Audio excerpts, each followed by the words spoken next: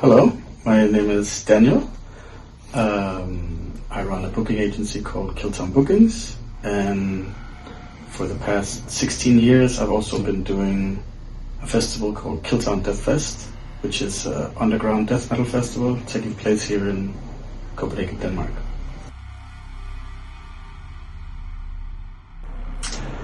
I have been doing concert organizing and festivals since I was a teenager, and now I'm 48, so many years. And I used to be part of a punk festival called Killtown Festival, a festival that actually still exists to this day.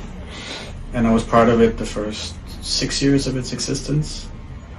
And we did it at a DIY house called Ungdomshuset, which was evicted in 2007. And in 2008 we got a new place, which was in a new location.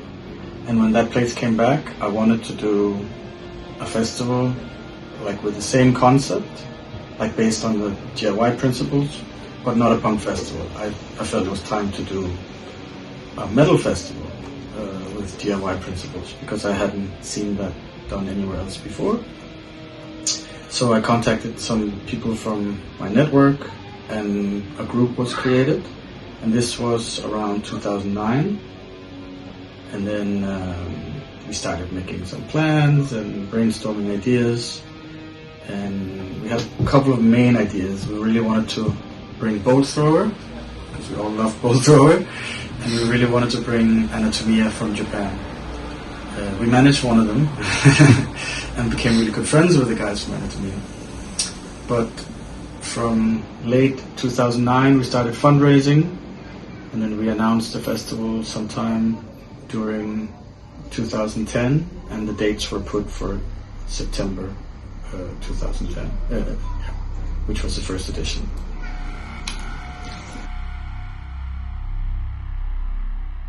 In the beginning the concept was quite open, but very soon we narrowed it down to being old school death metal. So that became the sole focal point of Killtown. We wanted to emphasize that we are based in Scandinavia, so we had a focus on the Scandinavian scenes, or Nordic scenes, whatever, because Finland is technically not Scandinavia, but we were very focused on Finland, Norway, Sweden, and Denmark. And then we added an international dimension, so we had a lot of contacts in North America and the rest of Europe. So the concept was built up of around 30% Scandinavian Nordic bands and the rest from Europe and the rest of the world. In the first many years it was still a fairly small festival, like it never grew big, but we had a smaller budget. So it was focused around like demo bands and mid-level bands, you could say, still very underground. And later in the festival's life we began focusing on a little bit more ambitious, like trying to get bands back together that hadn't been playing for many years, or some of the golden era bands. So we've had some bigger names that were willing to play for like affordable deals. So yeah, I would say the concept is more or less strictly old school death metal, with a heavy emphasis on the current underground scenes, where we work with quite a few different labels that we focus on the bands from those labels more or less. And the concept is from demo bands to legendary acts from the golden era.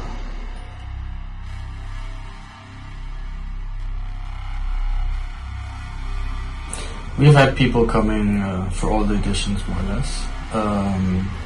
And I would say what makes Killtown stand out is that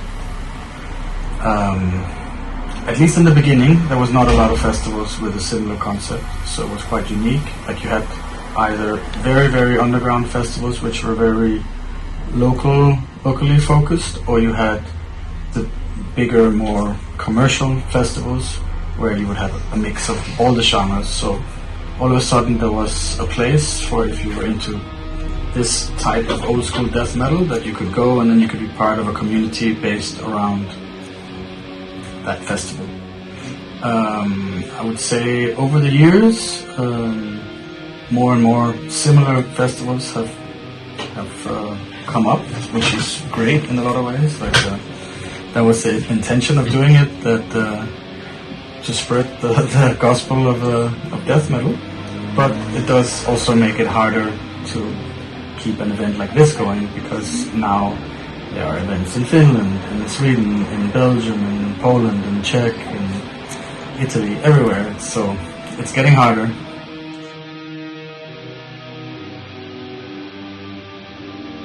That is a really good question.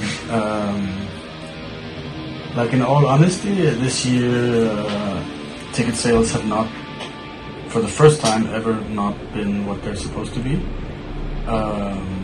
So if it doesn't pick up, then there might not be a festival in 10 years. There might also not be a festival next year. We don't know.